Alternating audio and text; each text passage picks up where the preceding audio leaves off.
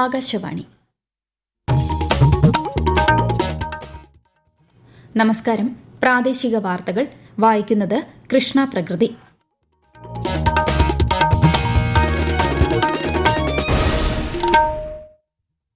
പ്രധാന വാർത്തകൾ. India UK സമഗ്ര സാമ്പത്തിക വ്യാപാര കരാർ കർഷകർക്കും സംരംഭകർക്കും ഏറെ പ്രയോജനം ചെയ്യുമെന്ന് പ്രധാനമന്ത്രി നരേന്ദ്രമോദി. സെമി കണ്ടക്ടർ നിർമ്മാണം ശക്തിപ്പെടുത്തുന്നതിനായി സെമിക്കോൺ 2.0യ്ക്ക് അംഗീകാരം നൽകി കേന്ദ്രമന്ത്രിസഭ. ഓപ്പറേഷൻ തൂഫാന് തമിഴ്നാട് മുഖ്യമന്ത്രി ജോസഫ് വിജയ് പൂർണ്ണ പിന്തുണ പ്രഖ്യാപിച്ചതായി ആഭ്യന്തരമന്ത്രി രമേശ് ചെന്നിത്തല. ദൌത്യവുമായി സഹകരിക്കുന്നതിന് തമിഴ്നാട് മുഖ്യമന്ത്രി വൈകാതെ കേരളത്തിലെത്തും. സംസ്ഥാനത്ത് ഇന്നും വൈദ്യുതി നിയന്ത്രണത്തിന് സാധ്യതയെന്ന് KSEB. നെന്മാറ ഇരട്ടക്കൊലക്കേസിൽ പ്രതി ചെന്താമരയുടെ ശിക്ഷാവിധി നാളെ. ഫിഫ ലോകകപ്പ് ഫുട്ബോൾ രണ്ടാം സെമിയിൽ ഇന്ന് രാത്രി 12:30 അർജന്റീന ഇംഗ്ലണ്ടിനെ നേരിടും. വാർത്തകൾ വിശദമായി. ഇന്ത്യ UK സമഗ്ര സാമ്പത്തിക വ്യാപാര കരാർ കർഷകർക്കും സംരംഭകർക്കും ഏറെ പ്രയോജനം ചെയ്യുമെന്ന് പ്രധാനമന്ത്രി നരേന്ദ്രമോദി. ഇന്ത്യ UK സമഗ്ര സാമ്പത്തിക വ്യാപാര കരാറും സാമൂഹിക സുരക്ഷാ കരാറും ഇന്നു മുതലാണ് പ്രാബല്യത്തിൽ വന്നത്.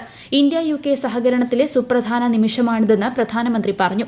UKയിൽ താൽക്കാലിക ജോലികൾ ചെയ്യുന്ന ഇന്ത്യൻ പ്രൊഫഷണലുകൾക്ക് സാമൂഹിക സുരക്ഷാ കരാർ പിന്തുണ നൽകും. ഇന്ത്യൻ സംരംഭങ്ങളുടെ മത്സരശേഷി ഇതിലൂടെ വർദ്ധിക്കുമെന്നും പ്രധാനമന്ത്രി വ്യക്തമാക്കി. 99% ഇന്ത്യൻ കയറ്റുമതിക്കും UK വിപണിയിൽ സമഗ്ര സാമ്പത്തിക വ്യാപാര കരാറിലൂടെ നികുതി ഇളവ് ലഭിക്കും. UKയിൽ താൽക്കാലിക ജോലി ചെയ്യുന്ന ഇന്ത്യൻ തൊഴിലാളികൾക്ക് സാമൂഹിക സുരക്ഷയുമായി ബന്ധപ്പെട്ട ഇരട്ട സംഭാവനകളിൽ 5 വർഷം വരെ ഇളവ് സാമൂഹിക സുരക്ഷാ കരാർ പ്രകാരം ലഭിക്കും. ഇന്ത്യ UK സമഗ്ര വ്യാപാര സാമ്പത്തിക കരാർ കേരളത്തിലെ വ്യവസായങ്ങൾക്കും ഏറെ ഗുണകരമാകുന്നു. അമേരിക്കയിലേക്കുള്ള കയറ്റുമതി രംഗത്ത് പ്രതിസന്ധി നേരിടുമ്പോൾ UK വിപണിയിൽ അവസരങ്ങൾ തുറന്നു കിട്ടുന്നത് കേരളത്തിലെ സമുദ്രോൽപ്പന്ന കയറ്റുമതിക്കാർക്ക് ഏറെ പ്രയോജനകരമാണെന്ന് ഫിക്കി കേരള ചെയർ സേവിയോ മാത്യു ആകാശവാണിയോട് പറഞ്ഞു. കൂടുതൽ വിവരങ്ങളുമായി തിരുവനന്തപുരത്ത് നിന്ന് ആകാശവാണി ലേഖകൻ സ്മിതി M. പള്ളുരുത്തി.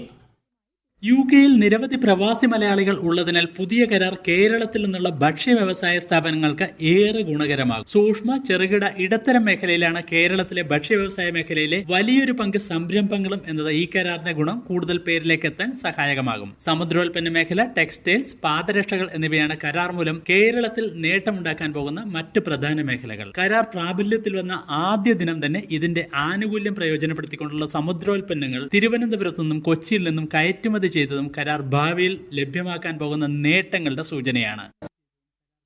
രാജ്യത്തെ സെമി കണ്ടക്ടർ നിർമ്മാണം ശക്തിപ്പെടുത്തുന്നതിനായി സെമിക്കോൺ 2.0 പദ്ധതിക്ക് അംഗീകാരം നൽകി കേന്ദ്ര മന്ത്രിസഭായോഗം. 1,27,500 കോടി രൂപയാണ് പദ്ധതി ചെലവ്. ആഗോള സെമി കണ്ടക്ടർ ഭൂപടത്തിൽ ഇന്ത്യയുടെ സ്ഥാനം ഉറപ്പാക്കുകയാണ് ലക്ഷ്യമെന്ന് മന്ത്രിസഭായോഗത്തിന് ശേഷം കേന്ദ്രമന്ത്രി അശ്വനി വൈഷ്ണവ് മാധ്യമങ്ങളോട് പറഞ്ഞു. 62,500 കോടി രൂപ ചെലവിൽ മൊബൈൽ ഫോൺ നിർമ്മാണ പദ്ധതിക്കും മന്ത്രിസഭ അംഗീകാരം നൽകി. അടുത്ത 5 വർഷം കൊണ്ട് മൊബൈൽ ഫോൺ നിർമ്മാണം 39 ലക്ഷം കോടിയിലേക്ക് ഉയർത്താനും 60,000 തൊഴിലവസരങ്ങൾ പുതുതായി സൃഷ്ടിക്കാനും ഇതിലൂടെ ലക്ഷ്യമിടുന്നു. കേരള ഹൈസ്പീഡ് റെയിൽ പദ്ധതിയുമായി ബന്ധപ്പെട്ട് ഡൽഹി മെട്രോ റെയിൽ കോർപ്പറേഷൻ സമർപ്പിച്ച ഇടക്കാല റിപ്പോർട്ട് വിദഗ്ധ സമിതി പരിശോധിച്ചതായി മുഖ്യമന്ത്രി VD സതീശൻ. ഭൂമിയുടെ ലഭ്യത, യാത്രക്കാരുടെ സാധ്യത, സാമ്പത്തിക സാധുത എന്നിവ സംബന്ധിച്ച സമഗ്ര വിവരങ്ങൾ ഇല്ലാത്തതിനാൽ ഇത് പൂർണ്ണമായ റിപ്പോർട്ടല്ലെന്നാണ് സമിതിയുടെ വിലയിരുത്തൽ. പാരിസ്ഥിതിക സാമൂഹിക ആഘാത പഠനങ്ങൾ നടത്താതെ പദ്ധതിയുമായി മുന്നോട്ടു പോകാനാകില്ലെന്ന് റിപ്പോർട്ടിൽ പറയുന്നതായും മുഖ്യമന്ത്രി അറിയിച്ചു. സെക്രട്ടേറിയറ്റിലെ വിവിധ വകുപ്പുകൾ തമ്മിലുള്ള ഏകോപനം ശക്തിപ്പെടുത്തുന്നതിനും ഫയൽ തീർപ്പാക്കൽ വേഗത്തിലാക്കുന്നതിനുമായി ഡാറ്റ അധിഷ്ഠിത ഗവേണിംഗ് സംവിധാനം നടപ്പാക്കാൻ സംസ്ഥാന മന്ത്രിസഭായോഗം തീരുമാനിച്ചതായും മുഖ്യമന്ത്രി പറഞ്ഞു. ഓപ്പറേഷൻ തൂഫാന് തമിഴ്നാട് മുഖ്യമന്ത്രി ജോസഫ് വിജയ് പൂർണ്ണ പിന്തുണ പ്രഖ്യാപിച്ചതായി ആഭ്യന്തരമന്ത്രി രമേശ് ചെന്നിത്തല. ഓപ്പറേഷൻ തൂഫാന് പിന്തുണ തേടി തമിഴ്നാട് മുഖ്യമന്ത്രിയുമായി ചെന്നൈയിൽ കൂടിക്കാഴ്ച നടത്തിയ ശേഷം മാധ്യമങ്ങളോട് സംസാരിക്കുകയായിരുന്നു അദ്ദേഹം. ഓപ്പറേഷൻ തൂഫാൻ ദൌത്യവുമായി സഹകരിക്കാൻ മുഖ്യമന്ത്രി വിജയ് ഉടൻ തന്നെ കേരളത്തിലെത്തുമെന്നും ശ്രീ രമേശ് ചെന്നിത്തല അറിയിച്ചു. കേരള തമിഴ്നാട് ബോർഡറുകളിൽ പോലീസിനെ വിന്യസിക്കുന്നതും അതോടൊപ്പം തന്നെ ഇന്റലിജൻസ് ഷെയറിംഗും ഇൻഫർമേഷൻ ഷെയറിംഗിനും അദ്ദേഹം തയ്യാറായിട്ടുണ്ട്. എല്ലാ പോലീസ് ഉന്നത ഉദ്യോഗസ്ഥന്മാരും സെക്രട്ടറിമാരുമായിട്ടൊരു മീറ്റിംഗ് ഉണ്ടായിരുന്നു. ആ മീറ്റിംഗിൽ വെച്ച് ഓപ്പറേഷൻ തുഫാൻ ശക്തിപ്പെടുത്തുന്നതിനെ പറ്റി അദ്ദേഹം നിർദ്ദേശം കൊടുത്തു. അദ്ദേഹത്തോട് ഞാൻ ആവശ്യപ്പെട്ടത് കേരളത്തിലേക്ക് വരണം. മോഹൻലാൽ ആണ് നമ്മുടെ ബ്രാൻഡ് അംബാസഡർ. അദ്ദേഹം വരാമെന്ന് സമ്മതിച്ചിട്ടുണ്ട്. കേരള മുഖ്യമന്ത്രി VD സതീശനെ കൂടി പങ്കെടുപ്പിച്ചുകൊണ്ട് വലിയൊരു പരിപാടി ഞങ്ങൾ എറണാകുളത്ത് വെച്ച് നടത്താൻ തീരുമാനിച്ചിട്ടുണ്ട്. വിഴിഞ്ഞം അന്താരാഷ്ട്ര തുറമുഖത്തിലെ ഓഹരി കൈമാറ്റവുമായി ബന്ധപ്പെട്ട ആശങ്കകൾക്ക് മറുപടി നൽകുന്നതിന് പകരം അടിസ്ഥാനരഹിതമായ ആരോപണങ്ങൾ ഉന്നയിക്കാനാണ് മുഖ്യമന്ത്രി ശ്രമിക്കുന്നതെന്ന് പ്രതിപക്ഷ നേതാവ് പിണറായി വിജയൻ. കരാർ പ്രകാരം പദ്ധതിയുടെ നടത്തിപ്പും പരിപാലനവും മാത്രമാണ് അദാനി ഗ്രൂപ്പിനുള്ളതെന്നും തുറമുഖം പൂർണ്ണമായും കേരള സർക്കാരിന്റെ ഉടമസ്ഥതയിലാണെന്ന വസ്തുത വിസ്മരിക്കരുതെന്നും മുഖ്യമന്ത്രിക്ക് എഴുതിയ കത്തിൽ അദ്ദേഹം പറഞ്ഞു.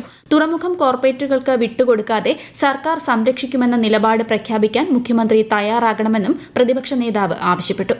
ഈ വാർത്തകൾ ആകാശവാണിയിൽ നിന്ന്.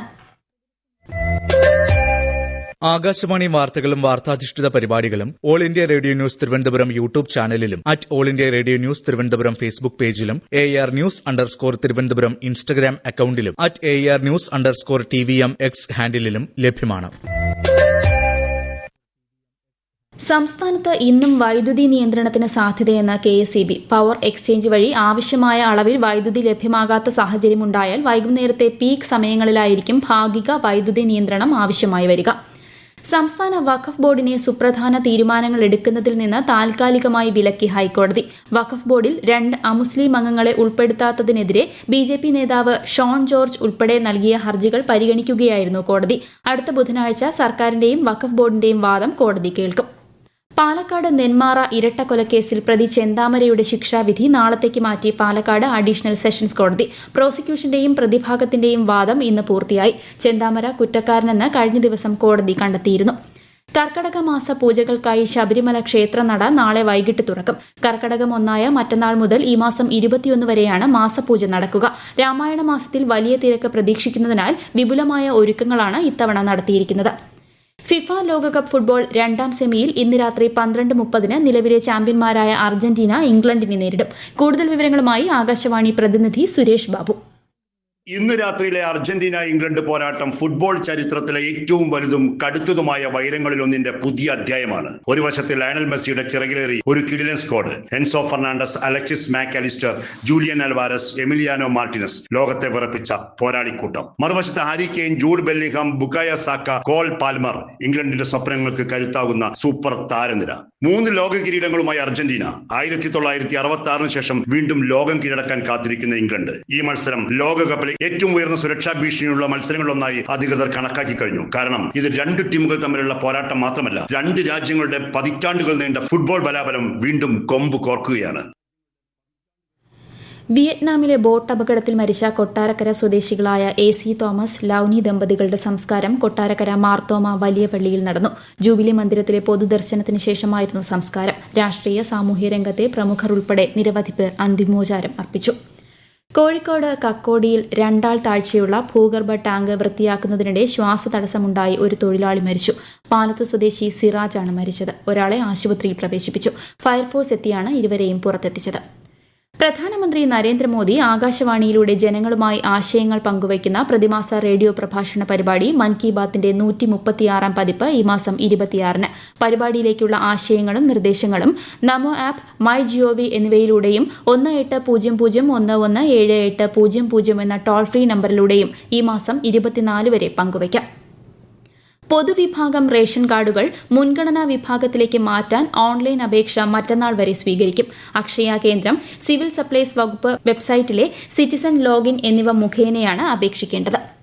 കുട്ടികളിൽ പോഷക സുരക്ഷ ഉറപ്പാക്കുന്നതിനും വിദ്യാലയങ്ങളിൽ ഫലവൃക്ഷ സംസ്കാരം വളർത്തുന്നതിനുമായി നടപ്പാക്കുന്ന കനിപ്പന്തൽ ഇനി വിദ്യാലയങ്ങളിലും പദ്ധതിയുടെ സംസ്ഥാനതല ഉദ്ഘാടനം മന്ത്രി T. സിദ്ദിഖ് മറ്റന്നാൾ കൽപ്പറ്റയിൽ നിർവഹിക്കും. ആദ്യഘട്ടത്തിൽ സംസ്ഥാനത്തെ 2921 തെരഞ്ഞെടുത്ത വിദ്യാലയങ്ങളിലായി പഴവർഗ പോഷകത്തോട്ടങ്ങൾ സ്ഥാപിക്കും. ദേശീയ തലത്തിൽ നടന്ന ഓൾ ഇന്ത്യ നൌ സൈനിക് ക്യാമ്പിൽ റണ്ണേഴ്സ് അപ്പ് സ്ഥാനം നേടി കേരള ലക്ഷദ്വീപ് NCC ഡയറക്ടറേറ്റ് ടീമിനെ കൊച്ചി സദേൺ നേവൽ കമാൻഡിൽ നടന്ന ചടങ്ങിൽ അനുമോദിച്ചു. മഹാരാഷ്ട്രയിലെ ലോണാവലിയിൽ 17 NCC ഡയറക്ടറേറ്റുകൾ തമ്മിൽ നടന്ന മത്സരങ്ങളിലാണ് Kerala Lakshadweep directorate runners up സ്ഥാനം കരസ്ഥമാക്കിയത്. പ്രധാന വാർത്തകൾ വീണ്ടും. ഇന്ത്യ UK സമഗ്ര സാമ്പത്തിക വ്യാപാര കരാർ കർഷകർക്കും സംരംഭകർക്കും ഏറെ പ്രയോജനം ചെയ്യുമെന്ന് പ്രധാനമന്ത്രി നരേന്ദ്രമോദി. സെമി കണ്ടക്ടർ നിർമ്മാണം ശക്തിപ്പെടുത്തുന്നതിനായി സെമിക്കോൺ 2.0യ്ക്ക് അംഗീകാരം നൽകി കേന്ദ്രമന്ത്രിസഭ. ഓപ്പറേഷൻ തൂഫാന് തമിഴ്നാട് മുഖ്യമന്ത്രി ജോസഫ് വിജയ് പൂർണ്ണ പിന്തുണ പ്രഖ്യാപിച്ചതായി ആഭ്യന്തരമന്ത്രി രമേശ് ചെന്നിത്തല. ദൌത്യവുമായി സഹകരിക്കുന്നതിന് തമിഴ്നാട് മുഖ്യമന്ത്രി വൈകാതെ കേരളത്തിലെത്തും. സംസ്ഥാനത്ത് ഇന്നും വൈദ്യുതി നിയന്ത്രണത്തിന് സാധ്യതയെന്ന് KSEB. നെന്മാറ ഇരട്ടക്കൊലക്കേസിൽ പ്രതി ചെന്താമരയുടെ ശിക്ഷാവിധി നാളെ. ഫിഫ ലോകകപ്പ് ഫുട്ബോൾ രണ്ടാം സെമിയിൽ ഇന്ന് രാത്രി 12:30 അർജന്റീന ഇംഗ്ലണ്ടിനെ നേരിടും. പ്രാദേശിക വാർത്തകൾ കഴിഞ്ഞു. അടുത്ത വാർത്താ പ്രക്ഷേപണം രാത്രി 7:25.